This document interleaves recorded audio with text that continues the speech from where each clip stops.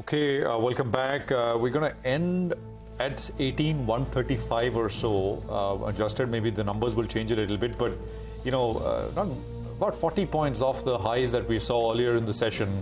At 237, we made the high point in the last hour, which was at 18,176, and we are basically ending down 40 points from there. So there is a pullback which has happened.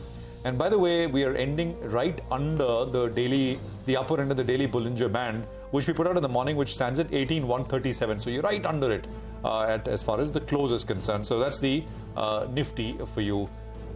Gap up, did bulk of the gains right in the first hour, and then, held on to gains before giving up some in the last 1 hour or so. Prima.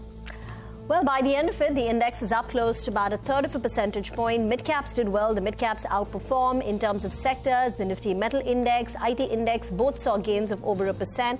On the losing side, Pharma was a bit subdued, led by names like Sun Pharma down 1.5%, and autos were a mixed bag post the April sales numbers. Hero MotoCorp, the top Nifty loser, down 2.5%, while Maruti Suzuki, Eicher Motors managed to close in the green. Well, yes, I'd have to agree with you folks. The day kind of felt like we've stalled. It started with this great bang and then kind of just didn't go anywhere. In any case, on the mid-cap screen, some stocks that stood out. RBL Bank down 4.5% on the worsening asset quality, or maybe the rise in slippages, better way of putting it. Zomato's lost about 2.5% on the way down. Ashok Leyland reacting to its sales numbers, down about 1.5%. That's on the way down, but you have a lot of winners in the mid-cap market, no denying. Huge breadth. 1,700 stocks advancing to about 1,100 declining, and huge winners. Ircon 16%, RVNL 10%, IRFC 6.5%.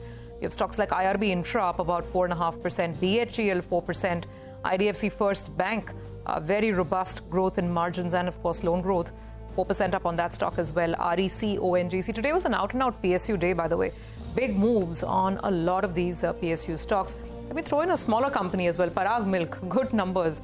The stock was up 9% in the morning, finally is ending the day with about a 4% increase. Astra Micro saw some action. Interglobe up about 2% as well. So mid-cap market is flourishing, and of course lots of stocks flying around today as well. Okay, well, on that note, it's curtains on this edition of Closing Bell. Many thanks for watching, but don't go anywhere. We have lots more coming up.